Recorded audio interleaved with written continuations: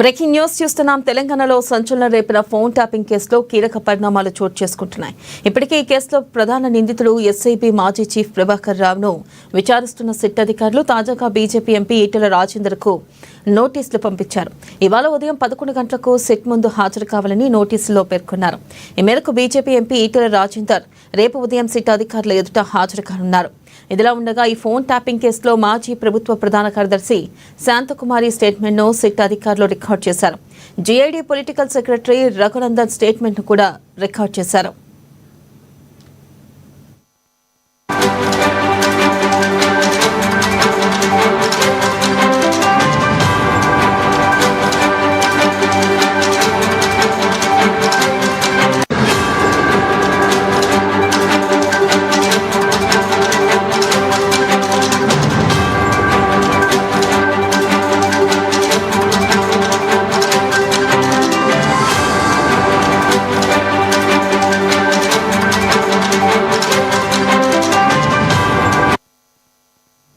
Breaking news చూస్తున్నాం. తెలంగాణలో సంచలనం రేపిన ఫోన్ ట్యాపింగ్ కేసులో కీలక పరిణామాలు చోటు చేసుకుంటున్నాయి. ఇప్పటికే ఈ కేసులో ప్రధాన నిందితుడు ఎస్ఐబి మాజీ చీఫ్ ప్రభాకర్ రావును విచారిస్తున్న సిట్ అధికారులు తాజాగా బీజేపీ ఎంపీ ఈటెల రాజేందర్ కు నోటీసులు పంపించారు.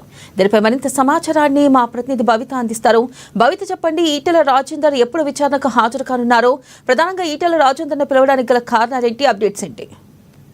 వెన్నెల మరి కాసేపటి 9:30 గంటల ప్రాంతంలో షామీర్పేటలోని తన నివాసం నుంచి MP Malkajgiri MP Etela Rajender SIT విచారణకు హాజరు కానున్నారు. కరెక్ట్ 11 గంటల ప్రాంతంలో జూబ్లీహిల్స్ లోని సిట్ కార్యాలయానికి చేరుకుంటారు. 11 గంటలకు ఎగ్జాక్ట్ గా విచారణకు హాజరు కానున్నారు. అయితే గత కొంతకాలంగా ఫోన్ ట్యాపింగ్ వ్యవహారంలో చాలా మంది రాజకీయ నేతల యొక్క ఫోన్ ట్యాప్ లైన్ నేపథ్యంలో సిట్ అధికారులు ఇప్పటికీ ఒక్కొక్కరికి వాళ్ళ యొక్క నోటీసులు అయితే జారీ చేస్తున్నారు. సిట్ అంటే ఫోన్ ట్యాపింగ్ అయిన నేపథ్యంలో వాళ్ళ యొక్క సిట్ స్టేట్మెంట్ ని రికార్డ్ చేసేందుకు వాళ్ళు వాళ్ళ యొక్క కార్యాచరణని రూపొందిస్తున్నారు. అయితే ఈ నేపథ్యంలోనే గతంలో బీఆర్ఎస్ లో ఉన్నారు ఈటెల రాజేందర్, చాలా కీలకమైనటువంటి వ్యక్తిగా ఉంటారు. ఉద్యమ సమయం నుంచి కూడా బీఆర్ఎస్ తోనే కొనసాగారు. అయితే తర్వాత కొన్ని పరిణామాల దృష్ట్యా తను కొన్ని ఇష్యూస్ వచ్చినాయి. దాని తర్వాత బీజేపీలో చేరారు. అయితే గత కొంతకాలంగా బీఆర్ఎస్ లో ఉన్నప్పుడు కూడా కొన్ని వివాదాలకు దారితీసింది. ఈ నేపథ్యంలోనే అప్పటి నుంచి కూడా తన ఫోన్ ట్యాపింగ్ అయిందంటూ కూడా మొదటి నుంచి ఈటెల రాజేందర్ ఆరోపిస్తున్నారు. అయితే ఫోన్ ట్యాపింగ్ లో మొట్టమొదటి వ్యక్తిని నేనే అని చెప్పేసి కూడా తన ఆరోపణలు అయితే గత కొంతకాలంగా చేసిన సందర్భం కనబడుతుంది. అయితే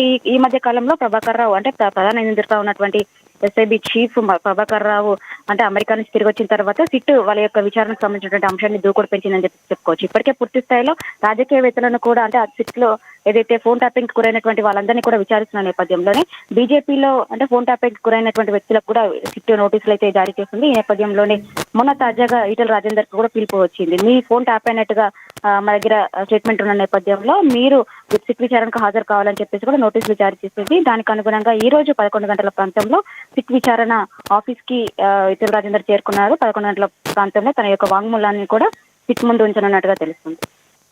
రైట్ భవిత, థ్యాంక్ యూ.